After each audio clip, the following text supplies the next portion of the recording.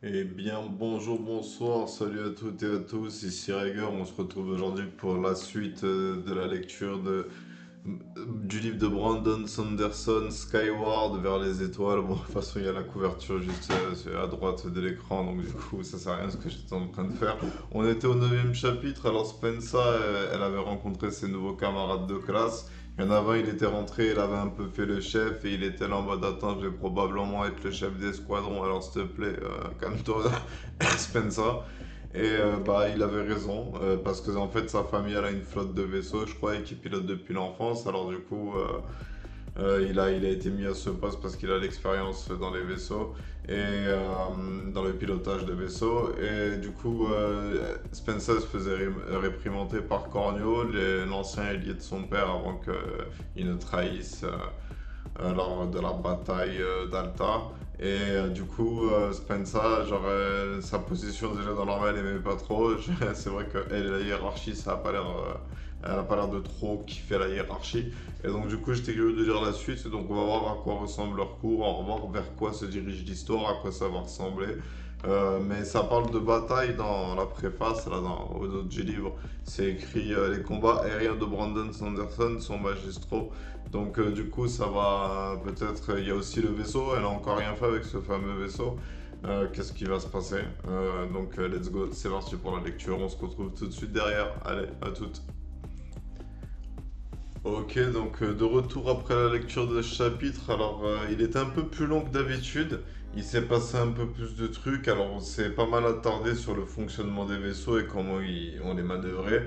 Je pense que c'est intéressant pour le lore, mais que c'est pas important de retenir comment ça fonctionne. Si j'ai bien compris, il y a une sphère d'élévation qui sert à gérer l'altitude. J'ai pas trop compris comment ça fonctionne, mais je sais que ça s'appelle comme ça, ce qui gère l'altitude.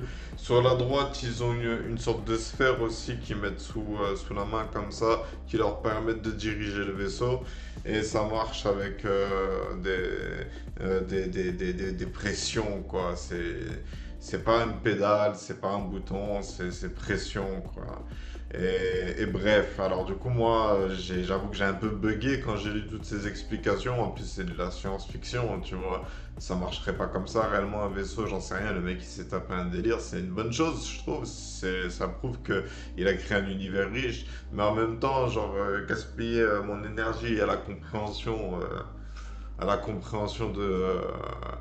des vaisseaux comme il les a imaginés, je pense pas que c'est nécessaire.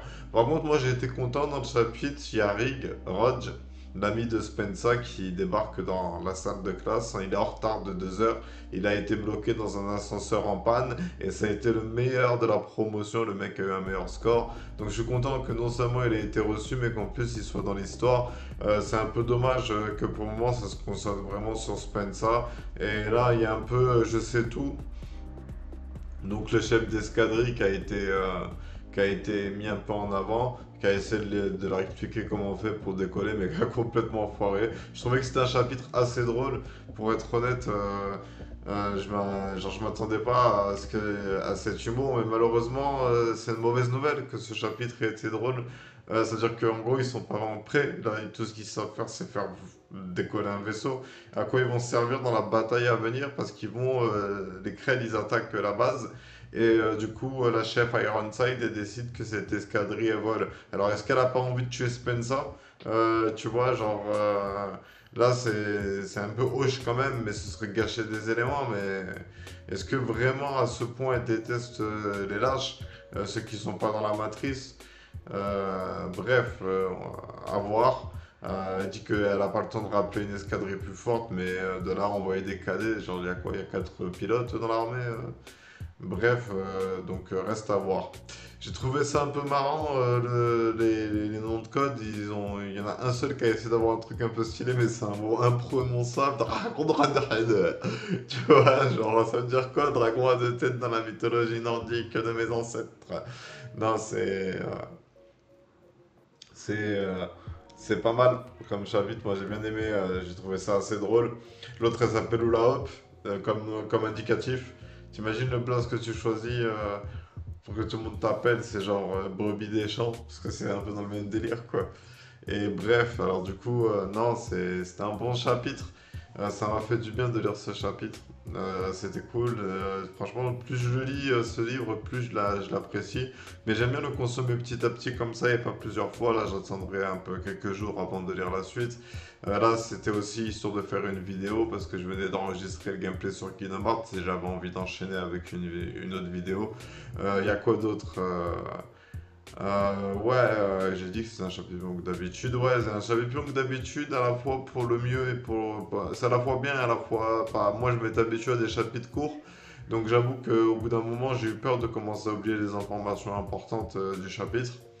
Et j'avoue que la seule chose que j'ai retenue, c'est qu'ils ont essayé de piloter, ils n'ont pas réussi. Ils se sont entraînés à monter, à descendre pendant des heures. Et boum, maintenant, ils vont aller se battre contre les Krell. Allez, c'est parti, les cadets, faites-nous rêver.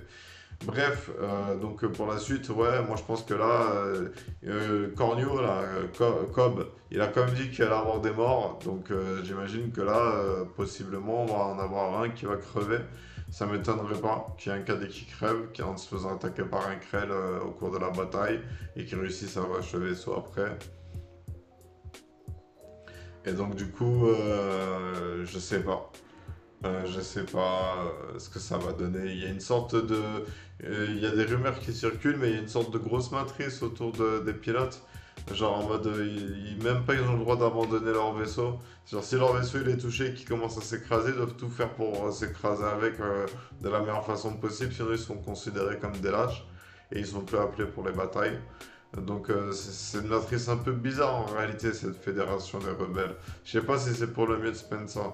Genre, j'ai quand même l'impression qu'ils cherchent à faire grandir le peuple avec des œillères, genre focus, full focus sur les crêles, grosse tunnel vision et on se contente pas de